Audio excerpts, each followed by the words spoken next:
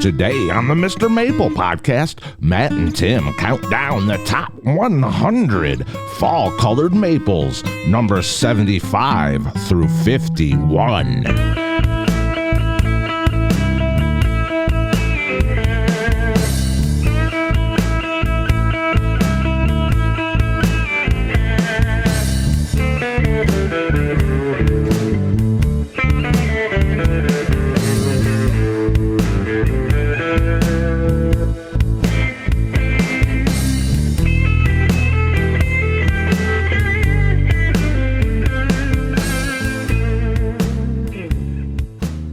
Howdy, y'all. I'm Tim, and welcome to the Mr. Maple Show. Today, we're continuing our Fall Color series, where we rank the Japanese maples from number 100 all the way down to number 1 on the best fall colors. Last week, we did 100 through number 76, and today, we're going to be covering number 75 through 51. Hey guys, I'm Matt. If you haven't already, go give us a good 5-star Google review and review our podcast on any of your major platforms. Give us a 5-star on there as well. Really helps this podcast get out there. Guys, we started out doing our top 50 fall colors, and we just couldn't do it. We tried to do our top 50. Quickly, it turned into a top 100 list because there's so many amazing Japanese maples with incredible fall colors that we just had to expand the list. So this is going to be one of our more comprehensive lists we've ever done. That said, there's always things you're going to miss, and there's always things that show out in different areas. You may be in like San Diego and say, my favorite fall color maple is something that's not even on this list because it shows out in your area every year. These are our 100 favorite fall color Japanese maples. That's saying a lot. Now, when it comes to Japanese maples, they're noted for having fall color. When you go to Japan, they have groups of people they call momiji gare. And those are the maple hunters, which really means that they're seeking out fall color out in the fall. And that just shows you how good a fall color Japanese maples can have. The Japanese maples with some of the worst fall color are actually better than many of the other trees out there with their fall color. Now, fall color is a thing that can happen in many different times of the season. Some happen because of the timing of the day, like how much time of sunlight a tree gets in the day, which shrinks as the fall approaches. And some is based on watering. And so, I mean, there's so many cool things when it comes to fall color, but we're getting into that list. And at number 75, we've got Acer palmatum Seiryu. Seiryu is a classic. It's one of the fastest growing Japanese maples. It's the most upright lace leaf. This one is a green lace leaf that gets out there quickly, typically grows over a foot to a foot and a half of growth a year. It's exceptionally heat tolerant. The name means blue-green dragons because as this tree ages and shades itself out, you get some emerald colors going on below. Finely dissected leaves, but it grows well in a good bit of sun too, so it can handle it. Now, while this one's on the list, it goes from that green to a very bold, bright red. I've had it even be cherry red early, eventually fading to a darker red late. Seiryu is perhaps one of the most vigorous Japanese maples. It's one of the fastest growing Japanese maples of them all. Like Matt said, the name means blue-green dragons because if you put it in more shade, you get a lot of blue-green color to it. This was a selection that was introduced by Wada Nursery in Japan, brought to the United States, came through the National Arboretum in the 1970s. This plant is just a fantastic plant. It's hardy. It's easy for a lot of people to grow. When we went to Japan, we were real interested about when we were going around a lot of the gardens in Japan. We were real interested if people were going to be using cultivars. Often in Japanese gardening, traditional Japanese gardening, and you go visit a temple, they use a lot of seedling Japanese maples, things like you'd find naturally grown in the wild. But when we were at some of the gardens, we actually saw Seiryu being used in the gardens. It's very distinguishable because of its upright lace leaf habit, and it has an exceptional fall color. And that's one of the main reasons they're using that at these temples is those lace leaf foliage that's upright, vigorous, easy to grow, but the fall color can just be a bright, bright, bright red. All right, y'all, coming in here at number 74 on our list of the top 100 Japanese maples for fall color, we've got Acer palmatum Orange Flame. Man, if we were making a list of most vigorous Japanese maples, those two would be towards the top of the list for sure. But Orange Flame, it's a fast-growing tree, and it was found by actually a truck driver. He found it. It was a chance seedling. But it is a green Japanese maple, has a little bit of coral pink color, but a bright orange fall color. Yeah, it can rival Seiryu some years. It's not uncommon for it to be a foot to a foot and a half of growth as well. Really leaps out there. Has a little bit of orangey bronze color in the early spring as well, which is nice. You kind of get a flash of these darker orange to bronze shades in the early spring. Really showy. Goes to a green after that. Really where this one puts on its display is in the fall. Now that'd be a perfect pairing with Cereus as well. Cereus and Orange Flame would be awesome because they're both vigorous. They'll both provide shade for your younger plants. But then the Orange Flame will go to a bold orange in the fall. It's one of the better orange colors overall. I think it's very consistent too for that orange. That's a tree we need to be bringing back to Mr. Maple more. I love Orange Flame. I mean, it really is a flame of orange in the fall. It's got a really nice upright habit to it as well. So it just makes a good tree out in the landscape. An awesome tree. Coming in at number 73, we've got Acer palmatum, Red Dragon. Yeah, classic here. I mean, Red Dragon, Dick Wolf introduction by Red Maple Nurseries. Classic Japanese maple. A lot of people's first Japanese maple. It is easy to grow. It's got a name people can pronounce. It's a small lace leaf that's going to have bright red color throughout the spring and summer, being that dark maroon.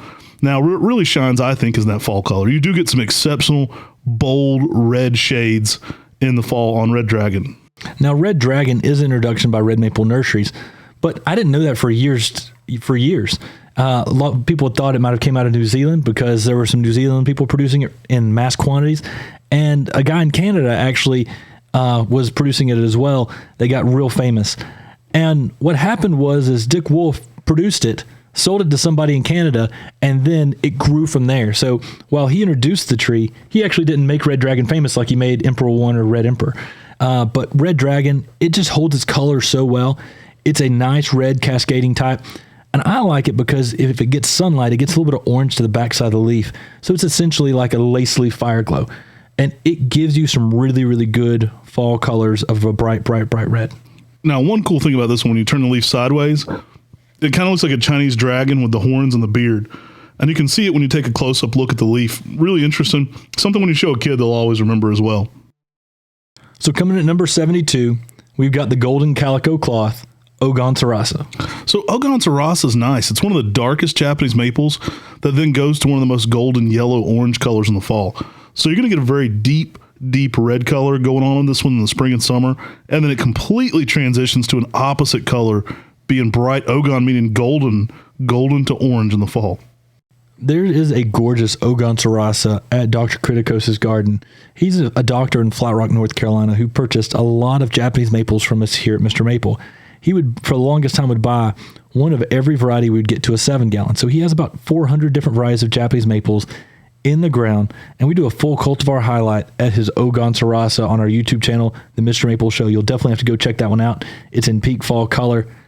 Ogon Sarasa, an amazing plant, coming in at number 72. All right, y'all. At number 71, we've got another classic, another one that's a lot of people's first entryway into Japanese maples. We're going to be dropping Acer palmatum Emperor 1. Now, I could easily put this higher up on the list. We did diversify this list, which is a disclaimer, so that all the bright reds and japonicums aren't at the very top. So it probably got a little less love for that reason. Emperor 1 is one of the quintessential Japanese maples for people to grow. It is one that everybody knows because it's an upright red, which is what most people are looking for when they start out with Japanese maples. Now, no exception on this one, and it is an improved bright red fall color as well. Now, in my conversations with Mr. Shep from UBC, he talked about Dick Wolf going through almost 100,000 seedlings of red Japanese maples. And from those seedlings, he found Emperor 1, Moonfire. He also found Red Baron. And those were all introductions that he found from those, looking through those. Now, Emperor 1 was the one that was the very best. The original name on Emperor 1 was the Cassidy tree. And it was a selection that Dick Wolf had found that just had held the color really well, and it leafed out 2 weeks later, so avoid later threat of frost.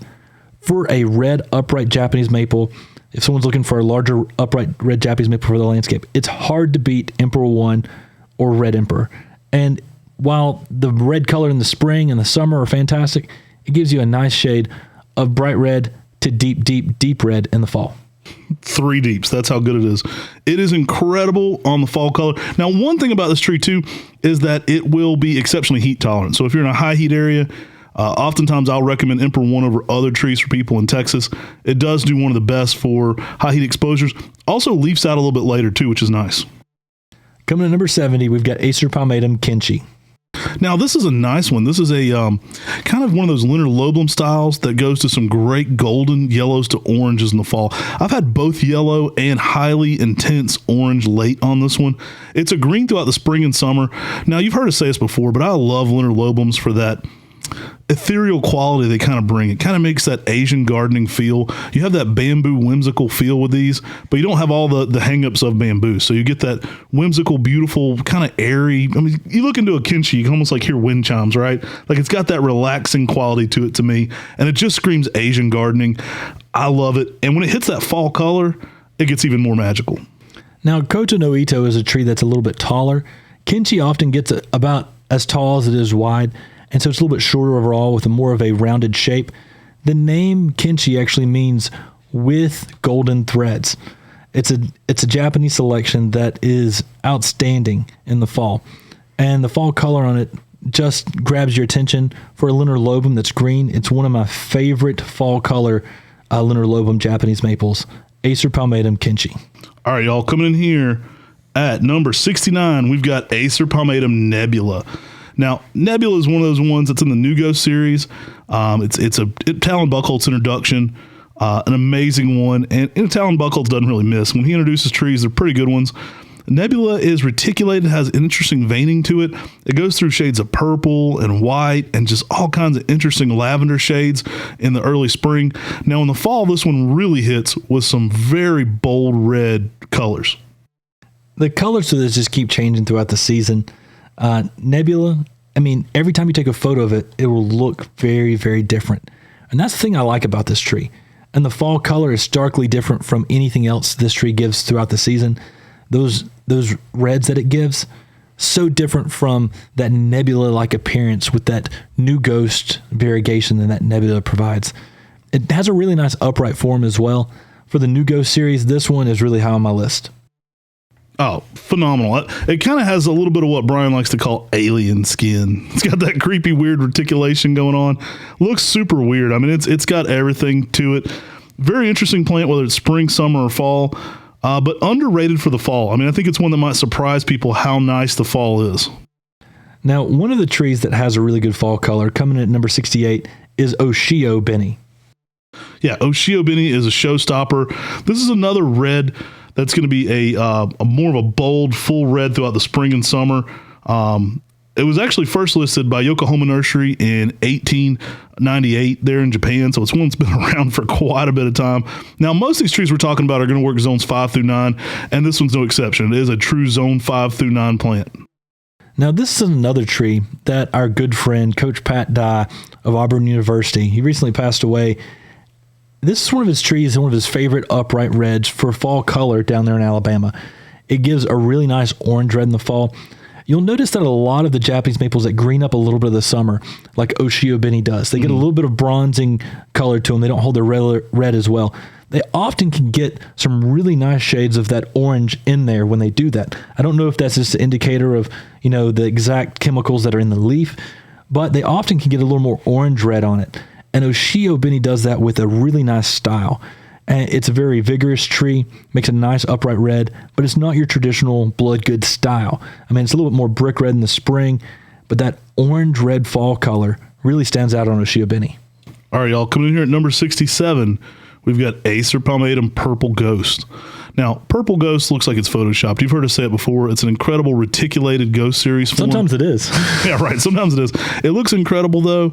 It's a gorgeous tree throughout the spring and summer, but don't sleep on the fall color. This one is on our list for good reason. You can get some incredible bright shades. I mean, scarlet, bright red going on this one. I know one time we were walking through the gardens with Talon. We stopped and took a little selfie with him, and it was the original Purple Ghost in perfect fall color. And for that reason alone, it stands out to me as just exceptional. I mean, the color on that day were perfect.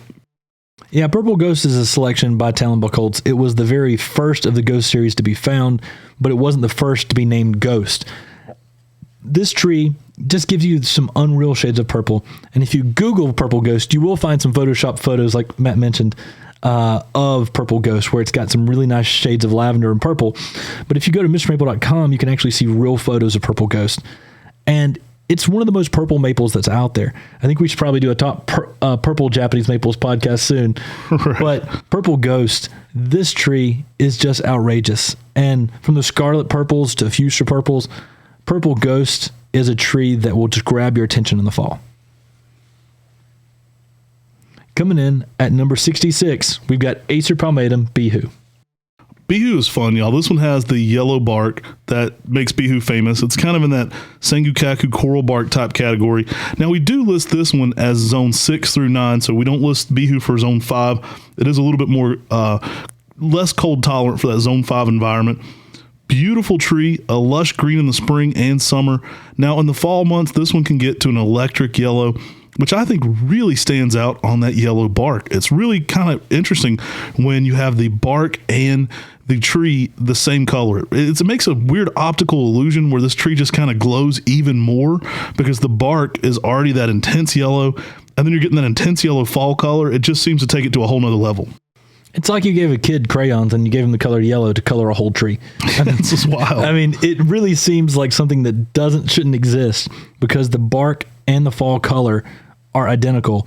And bihu, because of that, that's one of my favorite times of the season with bihu is the fall. A lot of people love it during the winter because you've got that winter interest, but in the fall you can still see a lot of the bark and you get yellow foliage on top of that. I love the color yellow. Bihu in the fall, that's a rock star. All right, y'all, coming in here at number 65, we've got Acer palmatum summer gold. Beautiful tree. Now, you know this one for its great golden yellow colors that it holds throughout the spring and summer, hence that name summer gold. Great new growths of yellow throughout that. You get a highly intense change going on where this one goes to a bright, fiery red in the fall. And the fiery red can change from fiery red to pink red in the fall. I mean, especially on some of the new growth, if the new growth is fairly young, you get some of the pink reds in there. This tree, I love it because it's one of the most heat-tolerant yellow Japanese maples. And during the spring and the summer, as the summer gets more and more, you get more and more yellow out of summer gold. But the fall color is such a stark difference that it grabs your attention because the tree has commanded so much attention through the spring and the summer with the yellow. That's where you're used to seeing. When that fall color hits, it just grabs you because the contrast between the two will grab everyone's attention in your garden. So it's something to be said about the durability of this too. So it's going to have good, great looking foliage in fall for that fall color. Summer gold's exceptionally heat tolerant. It's one of the few yellows you can put in a good bit of sun up to zone 8. And it'll surprise you. I mean, this one works zones 5 through 9. But because that foliage is so durable, it's going to be around to look pristine in the fall. So even giving this one a little bit of sun, you're still going to get some great fall color on it. And yeah, it's something to be said about its durability, I think, for lasting and looking lush into the fall. So the rumor has it that Summer Gold and Acer Shirasalnum Jordan are sister seedlings. That means both of them are actually Acer Shirasalnum X palmatum. I mean, you can start to see it a little bit if you start looking at the plant with the way the seeds point upward, with the shape of the foliage.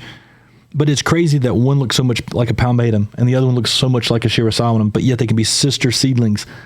Ghirardelli Nursery in Italy introduced some amazing plants from Stella Rosa, Fire Glow, Orange Dream, and Summer Gold. That is, to me, one of the best plants they ever introduced. And it's hard to say that with Fire Glow on that list. All right, y'all, coming here at number 64, we've got kurohime. Y'all, kurohime, the name translates as like a deep purple, deep red, or black princess. This is a small Japanese maple with an upright form, and it has like a purple-red new growth that is green when it matures, but it can get to like a blue-green color on it that's really unusual. Yeah, it's a great color. One of my favorite parts of the year is like late summer when you get that pinkish new growth over top of that, and you've got so many weird colors going on. That right in the middle color, what is that? It's so funky. It continues to change and amaze you all season. And then some great red fall colors. I mean, this one goes through some reds and some oranges that'll just blow you away. I've had a mixture of both. I've had intense orange, bright red overlays on top of that.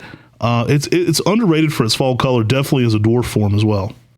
I think this is a tree that needs to be used more. It's a tree that was brought back from Japan and introduced into the United States around 2008. Masayoshi Yano had a big part in getting a lot of these new cultivars into the nursery trade and in the United States, and so did Brian Upchurch, Don Shadow, and Fred Hooks. They were bringing a lot of trees over during that time frame, and kurohime was one of those. And to me, it has a consistent fall color almost each and every year. It's been a fairly heat-tolerant tree for us, and it's a tree that really, there's not a lot of other dwarfs like it. The upright form is awesome. The tight, compact habit's awesome. The small foliage. It's kind of like an orangeola, but for dwarfs that's an upright, because it keeps putting on new colors that keep changing all throughout the season. It's always going to grab your interest each and every part of the season. Okay, coming in at number 63, we've got Acer palmatum dissectum jello orange. Now, this one is fun. It keeps going through some funky changes. I think for a lot of people, this one does what they want orangeola to do in the fall. It is an intense, bold orange with some just weird colors going on in there as well. This one just keeps changing every bit of the season. Yeah, this is a tree that can give you some really nice orange reds in the spring, but the orange fall color is what this tree is known for. My favorite time on this tree, it's hard to pick, because in the springtime when you have that orange red color with a little bit of a yellow green eye to the foliage, it really grabs your attention. I think spring's my favorite on this one. I think it's an underrated tree. I think it's a tree that should be way more mass produced than it is. I mean, I think everybody that sees this kind of has a reaction to it. It fits so well if people already have a green or a red lace leaf in their collection. But those fall color shades really are next level orange. You get that eye going on in the spring. I think the spring slightly edges out the fall for me. Now, we did go shoot with a beautiful one of these again at Criticos Gardens. You can go see a specimen of this. And then some great fall color that we shot with. It's a showstopper no matter what season you look at it in. This one's going to work zones 5 through 9, and it is more of a low weeping habit, around 4 to 5 feet tall, by about 6 to 8 feet wide in that 10-year span. Now, we always give you the 10-year span model. People say, what's the max size at maturity? There's no such as max size at maturity on Japanese maples. They'll continue to leaf out and grow every single year they're alive. If they're not growing, they're dead. So that's the honest truth. So we always try to give people that honest answer for gardeners. They'll continue to grow their entire lifetime. So if you see a 300-year-old Japanese maple, it's going to be a lot bigger than that max size someone's telling you. I've been told that the correct way to pronounce this name is yellow orange, and I'm not 100% sure about that because this is a German name. We've always said yellow orange is what I've always said, but I would have to talk to someone who is German to try to figure out the correct way to pronounce this tree. My southern Spanglish and whatever I'm putting together, I'm just going to call it jello. Might call it Jebediah orange. A little bit more Appalachian. So coming at number 62, we've got Acer palmatum Baton Rouge. Baton Rouge is awesome. Now, this is a coral bark with bright red bark to it. The name means red stick, and you can imagine that's why it has bright red bark going on. Now, this was an introduction down by Doremus Nursery near Warren, Texas. Tim and I drove all the way down there to get this one because it's exceptionally heat tolerant. It also gives you something a little bit different going on for fall colors for coral barks. I've had this one distinctly have more red to orange going on in it in the fall, where typically with most of your coral barks, you're going to have more of a yellow coloration. This one goes a little bit more outside the box with more shades of red and orange. Yeah, Baton Rouge, this is a tree, like Matt said, we drove literally from New Jersey when we heard about this plant. Spent one night in our bed and then drove all the way down to Texas. So at one point, I think we were eating Philly cheesesteaks in Philadelphia, and then a week later, we're eating tacos near the border. So we really get on the road sometimes for Japanese maples, and Baton Rouge, it was definitely worth it. We got this tree and then got it around the nursery trade to a lot of other producers because this is such a solid tree. It's super heat tolerant. It's got that red bark to it that everyone loves about with the Sengokaku, but with a unique fall color. So this is a tree that a lot of people can grow. Give it a little more sunlight to peak up those red bark colors. Make sure this is a tree that's left outside because, you know, the cold during the winter will increase the redness as well. But Baton Rouge was selected for showing that coral bark in the heat of Texas, which tells you this is a tree that will show that coral bark in more parts of the country. Now, a lot of people blame us for naming too many trees, and we don't do that. But what we do is we make trees popular regionally, popular everywhere. So this is one that was probably not as gotten out of Texas as much as it did if it hadn't had a little assist from Mr. Maple. We definitely went down there and got this tree, got an available mail order, got the name going. And I know because of that, a lot of bigger producers even picked this one up and started grafting and growing it. So it did get out there a little bit more because of some of the love we were showing it. And for good reason. I'm glad we did because it's more heat tolerant than most other coral barks. And it just brings a lot to the table for people. And it's got a good name too. I mean, the name Baton Rouge means red stick or red twig. And not only does it have a good name that describes what it does, but Baton Rouge is a place from Louisiana where a lot of people have a lot of pride. And when people see Baton Rouge and they're from Louisiana, they often have to have that tree as well. So this is a tree that's extremely popular down south. Coming in at number 61, we've got the Crab Mountain, Karabayama. The Crab Mountain. Well, what a marketing genius this name was. Crab a Mountain. That I could go for a mountain of crab legs. That sounds pretty good. Maybe that's what they meant. Now, they did have those monster crabs in Japan. Does that have anything to do with that? They have those like 6 foot snow crab. Not snow crab. Whatever those Japanese crabs are. They get like 6 foot tall, like nightmare fodder. Amazing plant here, though. Karabayama has just some intense shades. So this one has more of that Matsumura style leaf, and it's one of my favorite blendings of yellows and oranges in those fall months. You can get some like unreal shades of orange going on.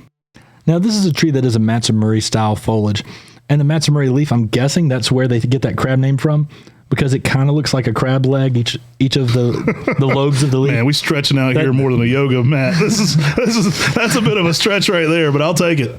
But I fell in love with this tree down at Richard Beaumont's garden in Simpsonville, South Carolina. He has a large specimen of this, and he told us, he said, guys, you need to be producing more of this tree. And when we saw this tree in fall color at his place, I had to agree, because this tree is just electric in the fall. Gotta have a Crab Mountain, y'all.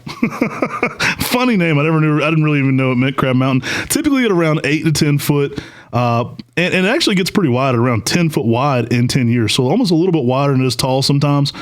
Beautiful specimen. It's going to go through some like pale shades of yellowish green in the early spring, fading to a little bit more of a green. You can actually get some salmon overlays in there as well. But I think fall color is really where this one comes into its own. It's really where Karabayama stands out, separates itself from many of the other trees, because you get some just ever-changing colors. Like, it's one of those trees that you can't really describe every color in it, because it has a ton going on. Like, yes, you see orange, but you see reds and yellows throughout that as well. To be honest with you, Karabu is probably a region in Japan, like Tamuki is, like many of the other things are.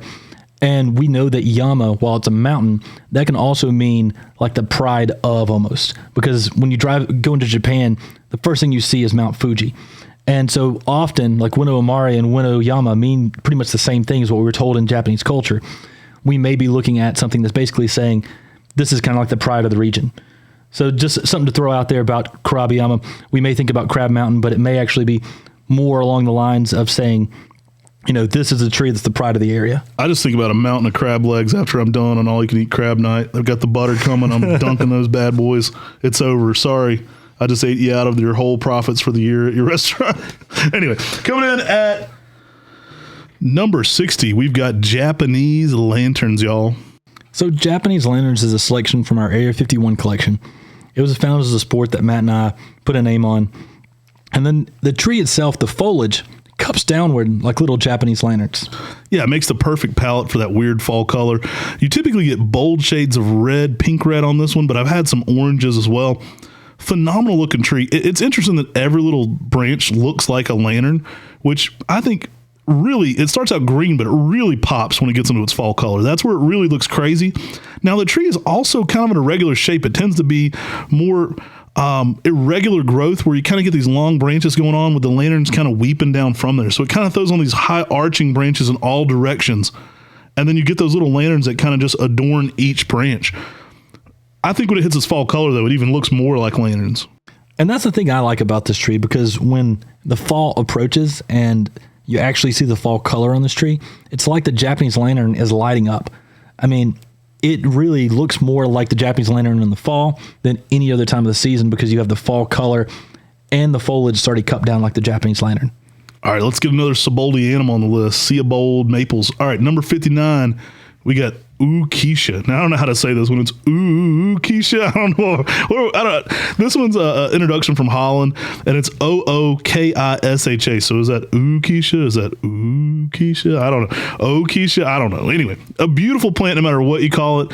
This one can go through some unreal shades. I've had oranges. I've had yellows. I've had high intensity red and yellow at the same time.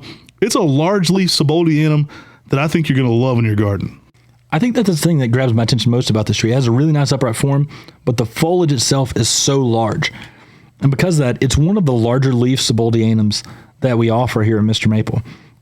But when the fall hits, you get a plethora of colors that's often infused in each and every leaf, and it just grabs your attention. I mean, it's one of the better fall color Japanese maples. I know late it's not uncommon to have half your leaf yellow, half your leaf electric red. I mean, it's insane to see. It really shows out, and Seboldianums can do that. And this one is probably one of my favorite color Seboldianums. Introduction by our friend Dick Vandermaat in Holland. Shout out to Dick Vandermaat, who's named so many cool plants. I'll have to talk to him next time if I can pick it out with my southern accent, the right way to say Keisha. Typically around 12 to 15 foot in 10 years, and this one's going to work zones 5 through 9. Coming at number 58, we've got a Talon Buchholz introduction, Acer palmatum Golden Falls. This one might surprise people because it's so famous for that spring color. So you can get some insane shades of red going on in this one in the fall. I've had it be brilliant, bright, fire engine red, even with some malting going on within the leaf. So it really shows out. I mean, it's one that clearly was selected for its spring color, but I think the fall color, it definitely deserves merit and recognition for what it does in those months. Yeah, I think this tree is really known so much for that golden color that this thing can give during the summer.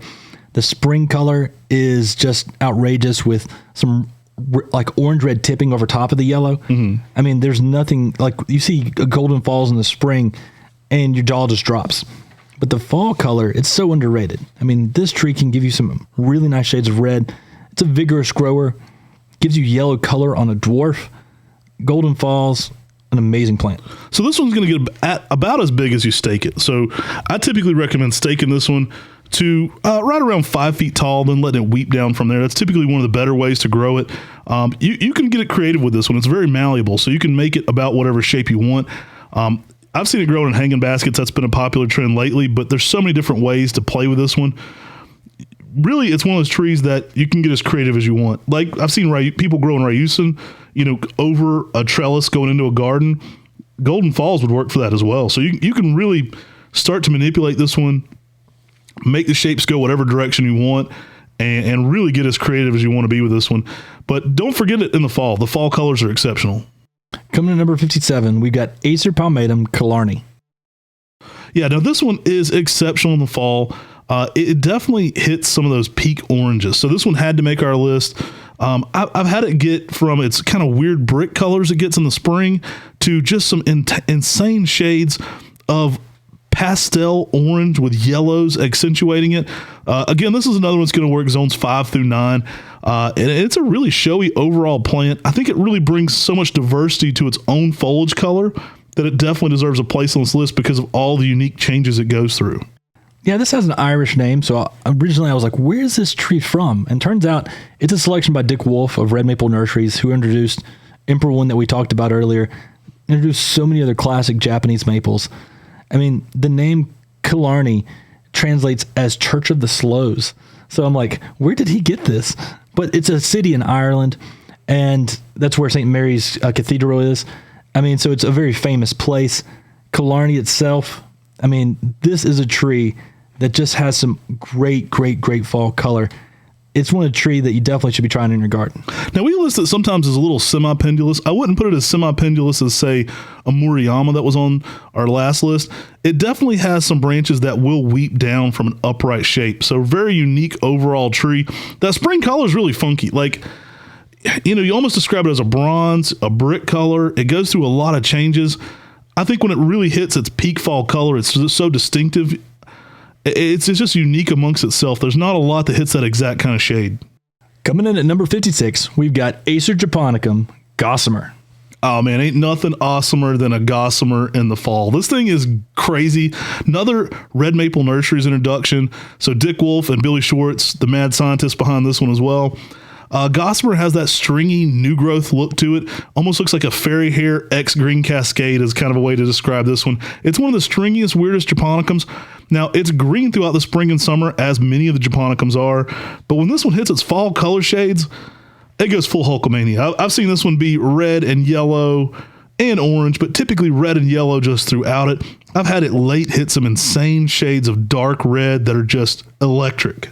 Those late shades of red are why I thought this was named after the Bugs Bunny enemy, Gossamer. Right. Because, I mean, it has that kind of fluffy appearance to it, and that red color is just fantastic on this tree. Gossamer was found as a chance seedling under what Billy Schwartz called Acer japonicum aconitifolium at Red Maple Nurseries. Now, the interesting thing is that aconitifolium isn't the aconitifolium mekujaku that we're familiar with. We often call it parent Gossamer. There was one at the Red Maple Nurseries in Lima, Pennsylvania. We also saw one at the National Arboretum. And it has a little bit larger foliage. It's got a leaf that's almost something comparable to like a rising sun or a yamakagi. So you wonder if it got mixed up in the trade or if it was the original correct one and everybody else mixed it up. So you just don't know there. And the other thing is Billy says this was found as a chance seedling, and he believes it to be a hybrid with Acer japonicum and Acer palmatum dissectum. And one of the things we've learned from Sue Weigruff is that there was a natural barrier between Acer japonicum and palmatum. But the other thing we know is that for every rule, there's something that breaks the rule. Right. And so there's someone who needs to do some genetic research to figure out, is Gossamer really a hybrid between palmatum and dissectum, or did we just find the most dissected japonicum that anyone could ever have with japonicum Gossamer? Oh, it's a cool one no matter what. It really shows out.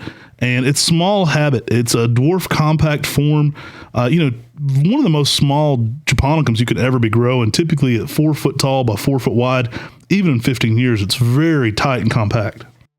Now, with Gossamer, like I said, I thought it was named after the Bugs Bunny character. When I talked to Billy Schwartz, he said it was named after the material. So I'd rather it be named after the Bugs Bunny enemy. Well, the Bugs Bunny enemy is named after the material too, so technically everybody's right. Yeah, I guess so. Coming in at number 55, we've got Acer palmatum, bini Hoshi, or also known as Ruby Stars. Yeah, you'll see this one sometimes sold as Ruby Stars, and people will act like it's a different cultivar. I don't think it is. They're the same plant. Bini Hoshi translates as Ruby Stars.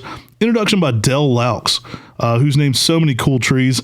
We got to meet the great late Del Laux many times. Tim and I would go out there starting in 09, and I think we probably visited him 4 or 5 times before he passed. Super interesting guy who is another one of those guys who's on the Mount Rushmore of Japanese maples. He's named so many cool plants. It was interesting to see his plants all over the world. I mean, I've seen him in garden centers in Belgium, and it's a small backyard nursery that mainly focused on custom liners, and just interesting guy. I mean, he really had an eye for picking things out. And I think Ruby Star is one of his best. I mean, that's a home run if there ever was one. Now, the interesting thing is that most of the people who call it bini Hoshi give credit to Del Laux, while a lot of the people that call it Ruby Stars give credit to Harry Olson. And they were cousins. Harry Olson, who introduced Olson's Frosted Strawberry, they were cousins. And so essentially, you've got two different people here who are producing trees and selling trees, and one selling it as this, and the other one selling it as that. And I often wonder if that's what also happened with Bini Kuminosu and Red Spider's Web, because they're the same plant as well. It's a translation, which is different from Red Web. But it's interesting that with a lot of Del Laux introductions, you may find it under the Japanese name and also the English name as well. So a great tree that goes from the shade of red to a bold yellow in the fall, which is pretty unique, I think, amongst Japanese maples to have that diversity of color. This one goes to distinctly a bold golden yellow in the fall, and it's unique. I think it surprises people and catches them off guard because the tree is such a deep red, with a kind of a larger leaf throughout the spring and summer.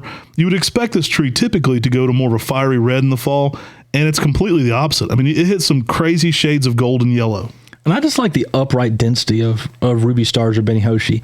I mean, it has a really nice upright dwarf form.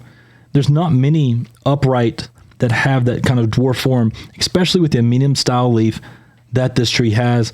It will grab your attention with a Ruby Star, and then it really looks like stars in the fall when it goes to that golden yellow color. All right, y'all. Next up on our list, we've got Acer palmatum Orion coming in at number 54.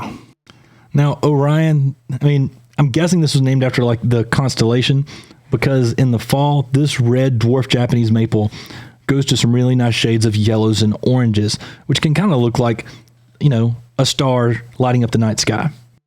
I think you're stretching it on the yoga mat. But yeah, I agree. It is a showcase tree.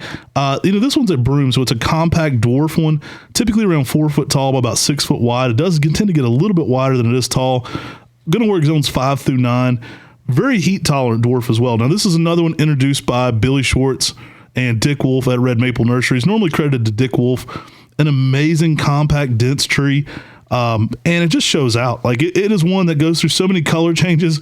I know our clip on this one kind of blew up because people might have thought it was something else in the garden. It can look a little bit like some red strands of some other plants that people share that get our YouTube videos demonetized. Incredible plant, though. I love this one. It's showy. It's a Matson Murray style broom, so it has an elongated, ruffled leaf to it. And really just a beautiful overall tree that presents itself different during every single part of the season. And that red eventually forming into those bold oranges is no exception. Now, this is found as a witch's broom, which is a dwarf mutation on a Japanese maple. We actually recently did a whole podcast on witch's brooms. We did a podcast on a lot of the witch's brooms with Billy Schwartz and asked him about questions about that as well. And we've also done a up close look at a witch's broom in the garden on our Mr. Maple show on YouTube. You gotta go check those out so you can learn more about witch's brooms and these weird, unique dwarf mutations. But Orion, the way this tree has the dense compact habit and the fall color that's starkly different from the spring to the fall, it's a tree you should definitely use in the garden. All right, coming in here at number 53, we've got red pygmy. Now, this is a linear that goes through another intense color change. It's not exactly what you would expect for the way it starts out. Yeah, this is a tree that's a really nice shade of red, greens up a little bit during the summer, but then can give you some nice bold oranges and even some reds in the fall. Yeah, typically at around 8 to 10 foot in 15 years. This one has that light, airy, open approach that I was talking about earlier that I think really gives you an Asian gardening feel. It kind of has that bamboo-like quality with those elongated leaves. Really, really kind of a relaxing overall look to the plant for me. Now, red pygmy is an amazing tree in the spring for that dark red, but you get some intense shades of yellow to orange in the fall. So you really get a unique change going on this one. Kind of like Bini Hoshi, it completely surprises you, flips things up completely. You expect this kind of red to go to more of a scarlet red in the fall, but you're going to get just some unique shades of yellows to oranges. Now, the Van Geldrens of Esveld Nursery were actually giving a talk on gardening in Italy, and they were actually visiting Villa Toronto Gardens. And when they were walking through the gardens, they spotted Villa Toronto and red pygmy. Now, red pygmy was a red linear that had more of a compact habit to it, and it wasn't a giant. And they were like, hey, red pygmy. This is a classic tree, and it's crazy because, you find trees everywhere. Matt and I, we travel around the world, and it's crazy that the Van Geldrens were just going to give a talk and just happened to be strolling through a garden and found two cultivars that are so popular in the nursery trade today. Coming in at number 52, we've got possibly the worst named Japanese maple, Acer palmatum dissectum, Dr. Brown. Yeah, now in Japan, they'll describe a lot of shades of red as brown. So it wouldn't be that weird for their palate to be like, you'll translate some of the colors and they'll say this is a dark brown tree. Imagine having garnet in your Japanese maple, or the garnet Japanese maple in your garden, and people just calling it brown. Right. And that's kind of the way a lot of these colors are described. Now, obviously, Dr. Brown was named for a doctor named Brown. Incredible orange fall colors on this one. It's one of my favorite orange fall color lace leaves. High intensity to it. The photo is often stolen and used for other trees. There's a nursery in South Carolina who uses Dr. Brown for Talon Buckholtz's photo of Dr. Brown for Orangeola. And there's lots of other people who've stole it from his website and have copied it to do the same thing, not realizing that it's the wrong tree. And that's what happens sometimes. People will use the wrong photos for trees. But Dr. Brown gives you that bright orange color in the fall that people are looking for with Orangeola.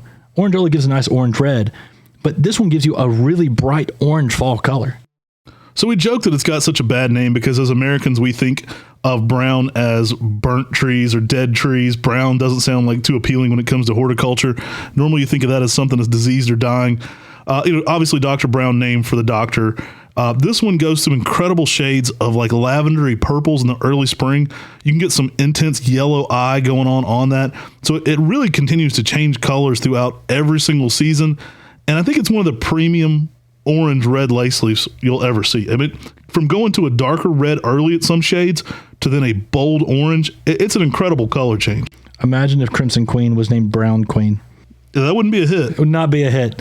But Dr. Brown, this is a tree you should definitely use in the garden. It's a smaller overall Japanese maple, typically reaching 3 to 4 feet in height and width in 10 years. I mean, that means it's one of the smaller lace leaves overall. The nice slow grower with some good colors throughout the season. Really wish it had a better name. I mean, I'd rather use the guy's first name than Dr. Brown. If you just called it like Dr. Ed or something else, it would have been a little more catchy. I don't know what his actual first name was, but Dr. Brown, this is a tree that needs to be used more in the landscape. People overlook it all the time because it has that brown name in the name. All right, y'all, coming in here at number 51, we got Shinda Sojo. Y'all, Shinda Sojo, this is a tree that has such amazing spring color. But the thing is the spring color is equal to its fall color. And so people always talk about the spring color on Shinda Sojo. Often when we're using photos on Mr. Maple, when we're shooting videos, some of our media team will be asking me, they'll pull me to the side and they'll say, is this a spring color photo or a fall color photo? That spring definitely mimics that fall intensity. This is one that's always been popular for bonsai. You'll see DeSojo and Shinda Sojo highly sought after for their displays. It's one of those plants where we talk about the foliage as the flower, and that spring display kind of mimics a fall essence going on. So it kind of gives you that older tree appearance too. Now, Shin just means improved. So you'll see DeSojo a lot. The two trees are very similar. So Shin was actually a seedling from DeSojo. Slightly different color if you compare them side by side. Supposed to be a little faster growing at around 10 foot and 10 years on Shin DeSojo as well. But the two are very, very similar. A great plant to be growing in the landscape. Like this is one you can put out. It's going to put on an incredible spring display. They do green up a lot midsummer. Now you'll still get some intense pinks going on kind of over top of that on the new growth. So you get that bouquet-like dotting of that pink foliage over top of a blue-green color. And then the fall, it lights back up with a lot of the things you liked about the spring. You kind of get that salmon, bright pink red going on again. In bonsai, a lot of things that they try to do is mimic what's happening outside in the landscape.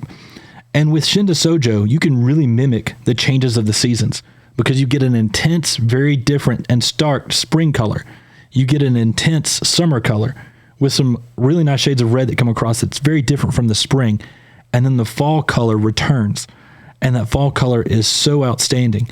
So with this tree is something that you can really understand the changes of the seasons with. And it's one of the reasons I love Japanese maples with their ever-changing beauty. All right, guys, we've still got 50 left to go. That's our first set of the top 50 of the top 100 Japanese maples. Let us know in the comment section if you're watching on YouTube what your favorites are for fall color. If you want to, you can go ahead and go to our Mr. Maple friends on Facebook. Give us your top 10 fall color Japanese maples. We'd love to know what you're weighing in on as your favorites.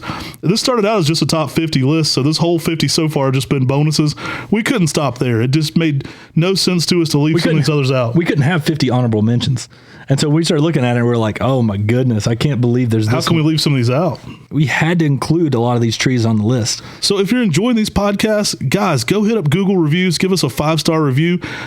You can review us on any of the podcast platforms as well by giving us 5 stars there. That helps us get more noticed. Always be subscribing. We're putting out daily content on the Mr. Maple Show YouTube channel as well. Take care. God bless. And have a great day.